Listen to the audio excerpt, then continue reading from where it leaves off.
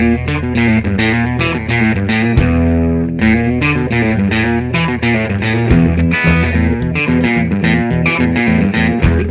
a todos e benvidos un día máis a Cotío. Como xa sabedes, o noso espazo de entrevistas en Badal Televisión. Hoxe está con nós José Manuel Vázquez, o ata de agora xa coñecido como director do IES Manuel Chamoso Lamas, e agora pois recentemente xubilado.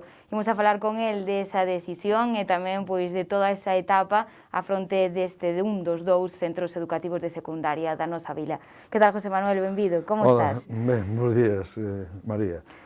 Ben, imagino que ahora descansado, non? Sí, preparándome para esta nova etapa despois de tantos anos ali no Chamoso Lamas.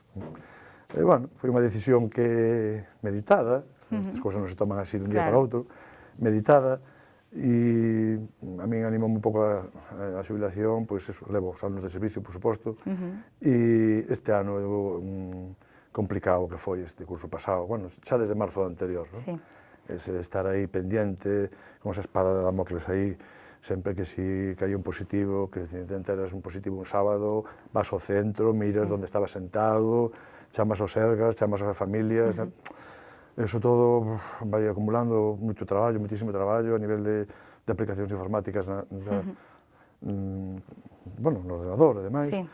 E agora o ano pasado, en agosto, en xulio, tiñamos todo colocado, de repente en agosto cambiou o protocolo, volves a remodelar todo o centro, cambias de un metro a un 50, entonces eso, non tuve vacacións, de feito, e dei de vacacións agora, nesta nova etapa xa podo ir, incluso co inserso, se fai falta. Bueno, todavía eres novo, Entón foi un pouco que me animou a rematar a etapa miña no Chamoso Lamas, non? Pensa que levo aí, pois, 34 anos, viñen, como digo, viñen para marchar, eu non son de aquí, son da Cañiza, e antes traballara en Carballo, Santiago, Vigo, deron a definitiva aquí, e, bueno, o trato de alumnado, familias, profesorado, o povo en sí foi sempre moi bo, sempre tive unha boa acollida, entonces, bueno, aquí afincou a miña familia e aquí estamos, e ora, a etapa de xubilación seguirei aquí. E o centro cambiou muitísimo, claro, por suposto. Bueno, non sei se este ano sabemos que afrontar esa pandemia, todos os cambios que repercutían na educación, foi moi difícil. Non sei se ti recordas algún outro ano que fose especialmente complicado, volver ás aulas, que te marcase persoalmente. Non, quizá o cambio de antigo FP a EXO, cando eu viñen aquí, pois mira, había 23 profesores, 170 alumnos, é dicir, éramos unha familia, había só FP, Administrativo, Electricidade e Automoción, e agora, pois, o centro cambiou moitísimo, non? Agora mesmo son 70 profesores, casi 500 alumnos, e esa etapa no 80, no 90,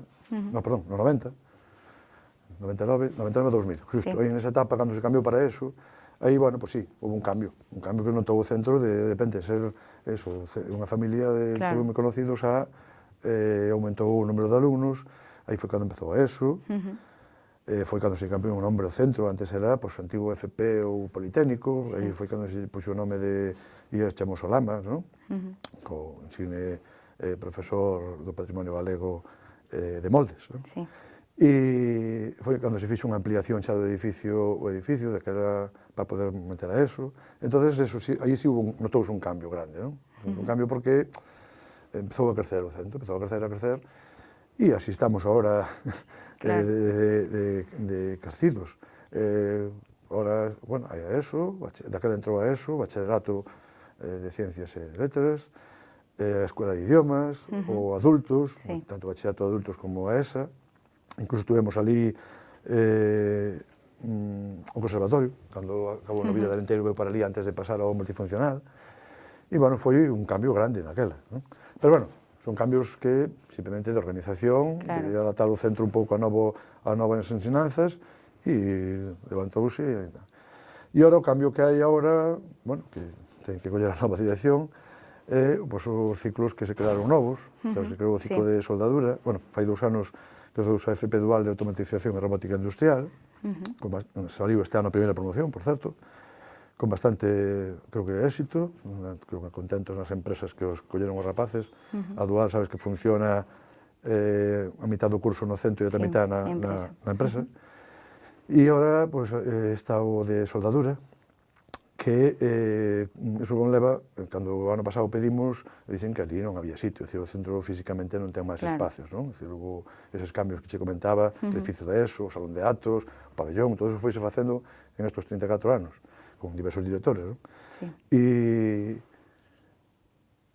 agora creuse este de soldadura, co cual, claro, dixen, mira, aquí hai que facer algo. Entón, van a facer un edificio, na parte de abaixo, está a antigua carretera de Pontevedra, pero, claro, ese edificio ahora mesmo está en proxecto, supoño que este mes rematarán o proxecto para facelo con idea do ano que ven. De todos modos, a Consellería impuxo tamén o soldadura igual, entón, hubo que ubicarlle sitio, van a estar unha parte na empresa, outra parte no instituto, e adaptarse un poquinho, ainda que estén un pouco máis apretados este curso, pois po curso que ven, se ven ese edificio que van a facer un edificio, como comentaron, amplio, grande, xa aproveitando, máis cousas, non? É dicir, se se pode ofertar algo máis que demanden as empresas do Carballiño, pois ofertar alguna cousa máis. Pero, eso ahora xa é unha etapa que non me corresponde a min, e a nova dirección, sabes que a dirección deste ano é unha dirección profesional, accidental, sí,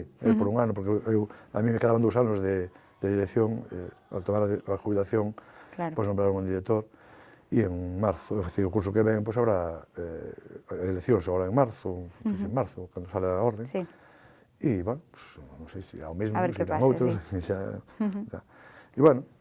é a miña etapa. Eu aquí recoñezo que tuve un gran crecimiento persoal e profesional. Persoal porque gracias ao alumnado, ás familias, aos compañeiros, que sempre todos me trataron moi ben, e espero que non teñan queixa de min.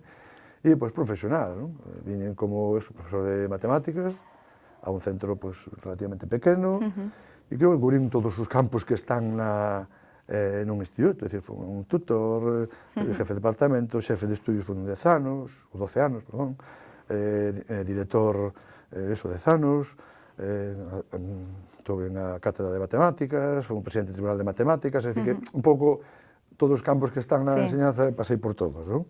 Salvo secretaría ou vicedirección, que ao final acabas levando todos desde a dirección, pero fui todos. Entón, eso, estou moi agradecido tanto ao alumnado de profesorados como a vida no Carballiño, non?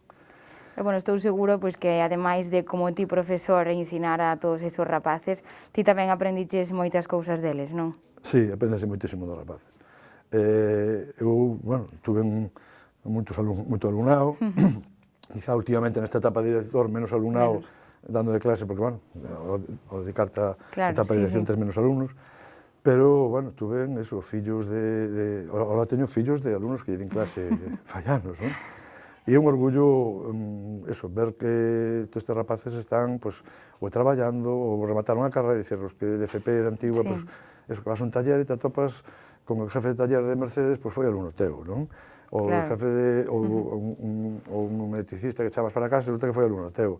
E agora, nesta última etapa, que xa foi bachiller, alumnos que, o te digo, ten unha rapaza que acabou medicina, está contenta, ou física, ou que acabou psicología, entón atopaste con eles na calle, che falan, e iso para min é un orgullo. Creo que, probablemente algún alumno me poda ter así alguna... Pero non, eu creo que entenden moi ben, os rapaces entenden todo entenden moi ben cando lle chamas a atención, recoñecencho despois. Eu tuve un alumno que foi así, problemático entre comillas, rebeldillo, máis ben, non?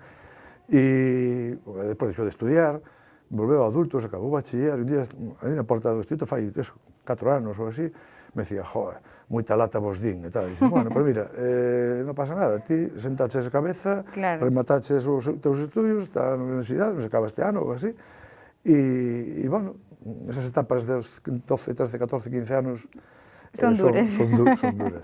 E dos rapaces sempre aprendes, non? Sempre aprendes cousas, intentas ensinar, claro, a matemática, sabes que o alumnado, non sei por qué, sempre foi, desde a historia, que entran na clase xa asustados, que me dá matemáticas, non sei, claro, para mí son fáciles.